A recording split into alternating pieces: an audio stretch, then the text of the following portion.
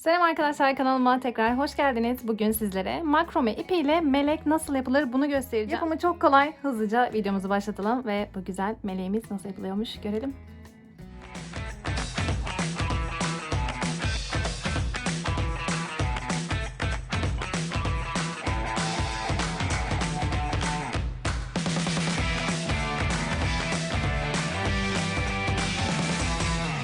Makromeden melek yapımında şöyle bir anahtarlık halkası kullanacağım. Ahşap boncuğum var. Taranabilir makrome ipim var, 2 numara arkadaşlar. Eğer biraz daha büyük bir melek istiyorsanız şöyle ahşap halkada kullanabilirsiniz. İlk olarak 30 santim uzunluğunda kesmiş olduğum ipime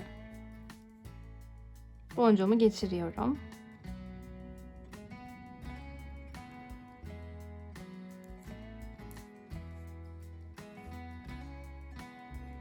Sonrasında arkadaşlar şöyle yine halkamın arasından, bakın şu noktada bu iki ipi arasından geçirip çekiyorum. Anahtarlığıma yerleştiriyorum. Bu şekilde çeviriyorum. İpimin bir ucunu şöyle halkamın arasından geçirip, bakın şurada da yine ipin arasından çekiyorum. Aynı şekilde yine bu şekilde ipimin arasından çekiyorum. Diğer kısmına da yine arkadaşlar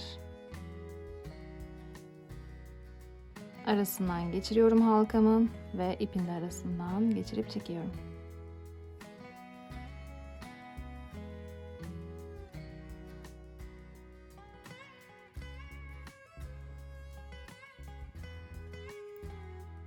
Şimdi arkadaşlar yanları da iple doldurmam gerekiyor. Bunun için yine 30 santim. Ben biraz kestim. Bakalım kaç tane gidecek. Şu an ben de sizinle ilk defa yapıyorum açıkçası. Şöyle arasından geçirelim. Birinci ip.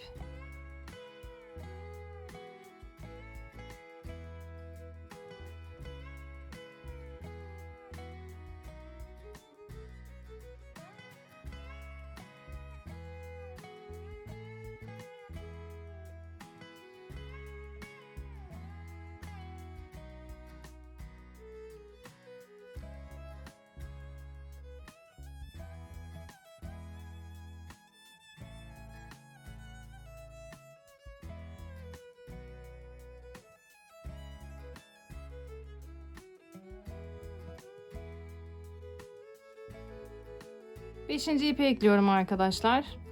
Yani 10 tane 30 santim ip kesmemiz gerekiyor. 5-5. İki yanına da ekleyebilmek için.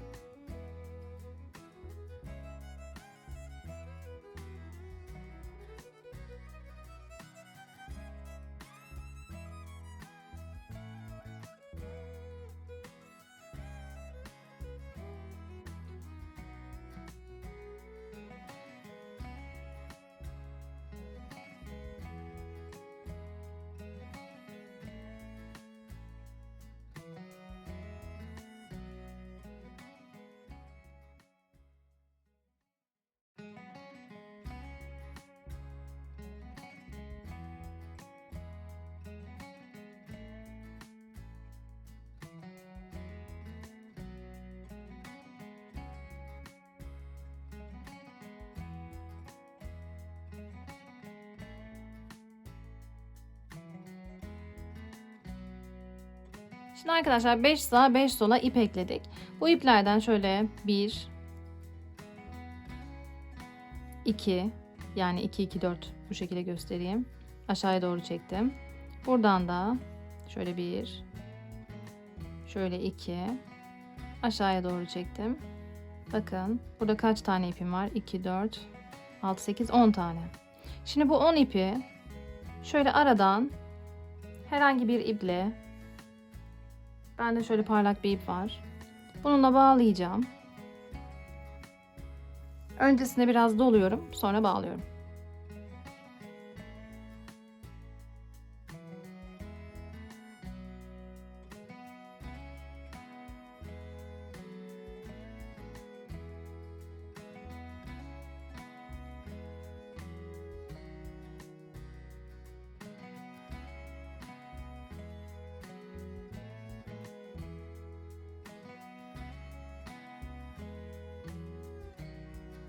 Diğer tarafta 2 tane daha ip kestim arkadaşlar. Bu ipler 40 santim.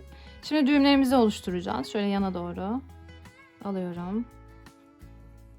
Şöyle arkadaşlar biraz aşağıya doğru pay bırakıyorum ipimden. Zaten bu iplerin de bir kısmını keseceğiz. Bu şekilde ikinci iple, eğer bunu 1 sayarsak şöyle hemen yanındaki iple bakın şöyle arasından geçiriyorum. Bu noktada çekiyorum. Tekrar arkadaşlar ipin arasından geçiriyorum. Bu şekilde düğümümü oluşturuyorum. Sonra arkadaşlar bu ipi bırakıyorum. Hemen yanındaki ipi alıyorum. Bakın diğer ip hala elimde. Bunun arasından bu şekilde geçirip çekiyorum. Aynı işlemi bir kez daha yapıyorum.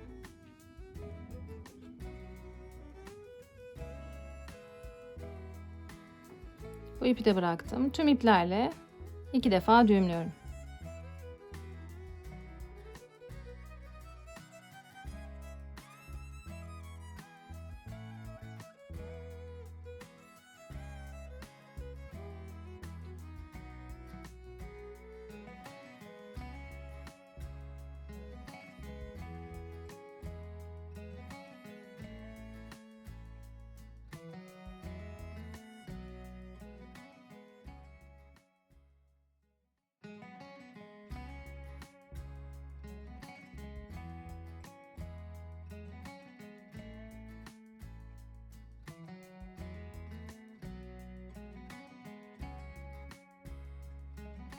Şöyle arkadaşlar işimi çeviriyorum.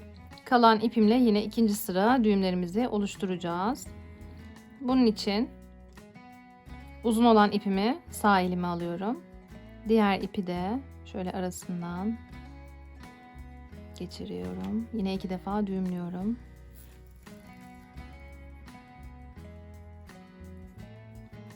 Bıraktım. İkinci ipi alıyorum.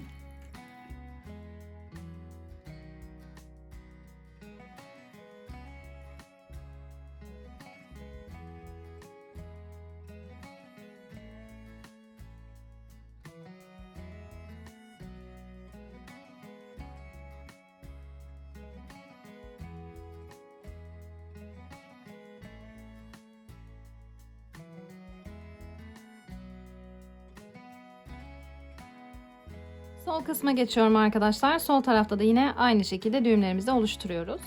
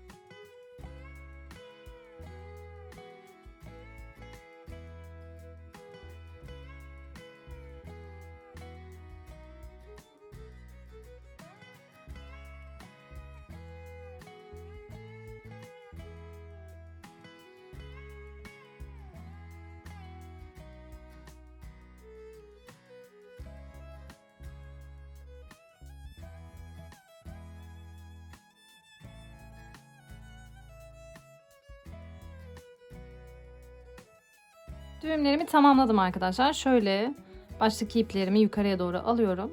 Yanlardan da taramaya başlıyorum. İpin tüm katları açılana kadar artık kalan iplerimi tarayacağım.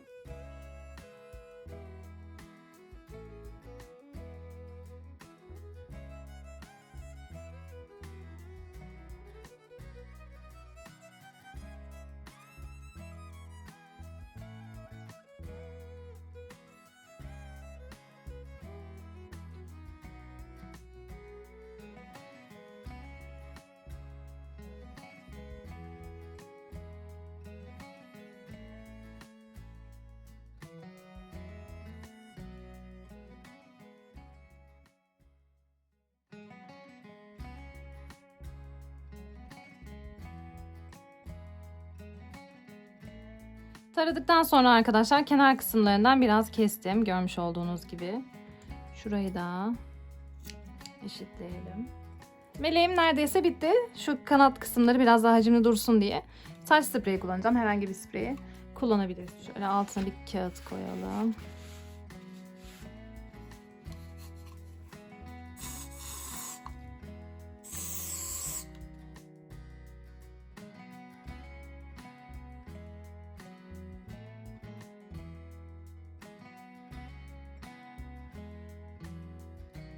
Makromeden melek bu şekilde yapılıyor arkadaşlar. Dilerseniz yılbaşı zamanı ağacınızda dekorasyon olarak kullanabilirsiniz. Ya da duvara asabilirsiniz. Ya da anahtarlık olarak da kullanabilirsiniz. Umarım videom hoşunuza gitmiştir. Eğer videomu beğendiyseniz lütfen videomu beğenmeyi ve kanalıma hala abone değilseniz de abone olup yorum bırakmayı lütfen unutmayın. Sonraki videolarda görüşmek dileğiyle. Hoşçakalın.